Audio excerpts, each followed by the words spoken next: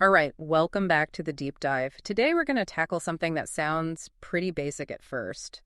Um, but trust me, it pops up everywhere in philosophy. I mean, everywhere. We're talking about reduction. Reduction. Yeah, exactly. I mean, you hear it all the time when people are arguing about consciousness. Like, is it really just the brain? Or what about scientific laws? Or some like more basic than others. And it even gets into like the really deep stuff, like what is real, metaphysically speaking. Oh, yeah, I see what you mean. It's that whole idea of boiling things down to their simplest parts, right? Exactly. And that's what we're diving into today. This whole idea of like reducing one thing to another. Sounds fun. So where do we start? Well, we've got a bunch of sources to pull from, all the classics, but our main guide today is the Stanford Encyclopedia of Philosophy. They've got this great entry on scientific reduction. And right away, it points out how we can think about reduction in two main ways. Like, are we talking about what actually exists or how we explain things? Okay, so like two different angles on the same idea. Right. And, the Set P gives us some heavy hitters to help us unpack this. We've got J.J.C. Smart and Thomas Nagel, both with some pretty strong opinions on reduction. Smart, he came at it from what's called an ontological perspective. Ontological. That sounds fancy. It kind of is, haha. But basically, Smart was concerned with what actually exists. So when he talks about reducing something, he's saying it's not some kind of extra thing on top of whatever it's being reduced to. Okay, so give me an example. How would that work? Okay, so think about like a table. It's made of atoms, right? But for Smart, the table isn't like some separate entity floating above the atoms. It is the atoms, just arranged in a specific way. Gotcha. So no magical table essence or anything. Exactly. And Smart took this idea even further, applying it to things like consciousness. He basically said, hey, consciousness isn't some spooky separate thing. It's just the brain doing its thing. It's kind of mind-blowing when you think about it. Yeah, it really makes you rethink what we even mean by different things existing. Totally. Now, on the flip side, you've got Nagel, who's more focused on how we explain things. So for him, reduction is all about finding that deeper level of explanation. Like, if we can explain X in terms of Y, then boom, we've got a reduction. And here's where things get really interesting. Nagel also brought up this idea of assimilation. Assimilation, like absorbing something. Yeah, kind of. Yeah. Basically, Nagel said that when we reduce something, the things that seemed all mysterious and unique about it, well, they start to look more like the thing we're reducing it to. Okay, so it's like the more we understand something, the less weird it seems. Exactly. And he used heat as a classic example. When we feel heat, it seems completely different from like molecules bouncing around. But science tells us that's exactly what heat is. So that feeling of heat gets like assimilated into our understanding of the physical world. So Smart's saying it's not really extra, and Nagel's saying we can explain it in simpler terms. That covers two big ways to think about it. Right. And most of the time, when philosophers talk about reduction, they're taking a conservative approach. Conservative. Yeah, basically it means they're not trying to like get rid of the things they're reducing. They're just saying, hey, there's this deeper level of explanation here. Okay, so it's not like they're saying mental states are fake if we can explain them with brain states. Exactly.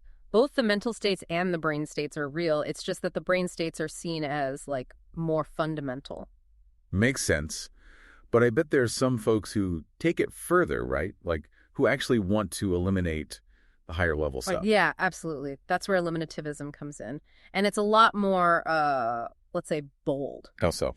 Well, instead of just finding a deeper explanation, eliminativists say we should just chuck the old way of thinking out the window. So kind of like how we don't explain storms with angry gods anymore. Exactly. Science gave us a better explanation, so bye-bye, Poseidon. And for eliminativists, sometimes reduction leads to that kind of total replacement. Wow, okay, that's pretty drastic. It is. But for the most part, we're going to stick with the more conservative approach today. It's just more common in philosophy, and it gives us a lot to unpack. Okay, sounds good. But before we get too deep, can we talk about, like, why reduction even matters? I mean, it seems like it pops up all over philosophy, right? You're absolutely right. Reduction isn't just some niche idea. It's like everywhere. I mean, think about it. We're always trying to understand how things relate to each other. In the philosophy of mind, it's the mind and the brain. In the philosophy of science, it's different scientific theories. And in metaphysics, well, it's the very nature of reality itself. So it's kind of like a key for unlocking all these different philosophical puzzles. Exactly.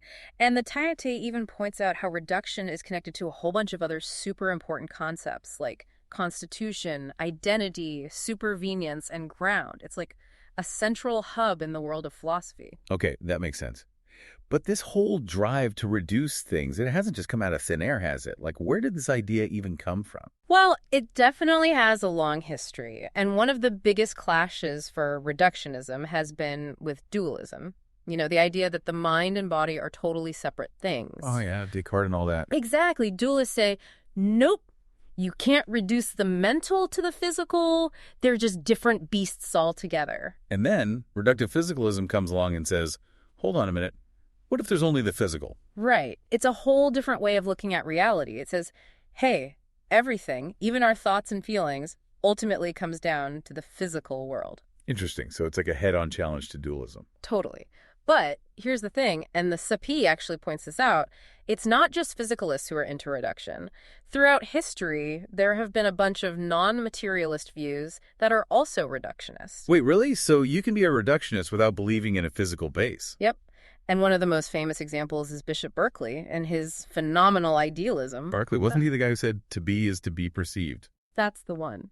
He argued that everything we experience, like tables, chairs, even our bodies, are just collections of ideas in our minds. No physical matter needed. Wow. So instead of reducing everything to matter, he reduced it to mind. That's wild. I know, right? It's a complete flip. And then there's Fichte, another idealist philosopher. Some people think he was saying that the whole non-mental world is just like a product of mental activity. So basically reducing the non-mental to the mental. Wow, so many ways to reduce things. I know, right? And it doesn't stop there. The CFP even mentions nominalism, French structuralism, and panpsychism as having reductive elements. Remind me what those are all about. Well, nominalism tries to reduce abstract objects like numbers and properties to just how we talk about concrete stuff. French structuralism says that our identities are kind of shaped by language and social structures. And panpsychism, in some versions, suggests that everything has some tiny bit of consciousness in it. Okay, so it's not just about finding the smallest physical particles. It's about finding the most basic level of anything, whether it's mental, linguistic, or whatever. Exactly. And that's what's so fascinating about reduction. It's this fundamental philosophical drive to find that bedrock level of reality and see how everything else connects to it. Okay, so we've covered the basics of what reduction is and why it matters. What's next? Well, now that we've laid the groundwork, we can finally start digging into the different models of reduction. The actual ways that philosophers and scientists have tried to explain this whole bringing back process. Sounds good. What kind of models are we talking about? Oh, there are a bunch. We'll look at how scientific theories can be reduced to more general ones, like how Newtonian physics is a special case of Einsteinian relativity. We'll dive back into the mind-body problem and see how different folks have tried to reduce consciousness to brain stuff. And we'll even get into some newer ideas about reduction, like metaphysical grounding. It gets pretty intense. Wow, this is going to be a deep dive indeed. I'm ready. Me too. So buckle up, everyone, because we're about to get into the nitty-gritty of reduction. All right, so as we wrap up our exploration of reduction, I think one of the biggest takeaways is this constant struggle. Philosophers are always trying to, simplify things, to break them down to their most basic parts. But at the same time, we don't want to lose sight of the complexity and, the uniqueness of the things we're reducing. Exactly. We want to understand consciousness, but we also want to acknowledge how special and mysterious it feels to, actually experience it. Totally. Yeah. And as we've seen, reduction itself isn't a simple concept either. It's not like, yes, it reduces, or no, it doesn't. It's more of a spectrum. Right. Sometimes it's almost like the two things are the same, just described differently. But then other times it's more like we're completely tossing out the old explanation. Yeah, and there are all these different philosophical models trying to make sense of all the nuances. But what's really interesting? Thinking about how all of this plays out in different areas of study. Take biology and chemistry, for example. Yeah. Can we really say that all biological processes are just, fancy chemistry? And if so, what does that even mean for our understanding of what life is? Yeah, those are the big questions. And the same goes for the mind-body problem. If we can somehow reduce my thoughts and feelings to just what's happening in my brain, does that, take away from how real those experiences feel to me? Those are tough questions. And it all comes back to what we even mean by fundamental. If we can always keep reducing things, is there even a bottom level? Or does it just keep going forever? That's the real head scratcher. And I think that's the question we want to leave you with today. Where do you see reduction happening in your own life? What do you think is the most basic fundamental stuff in the universe? And what does that mean for how you understand everything else. It's something worth pondering. It really is. So thanks for joining us on this deep dive into reduction. We'll see you next time. And until then, keep those philosophical gears turning.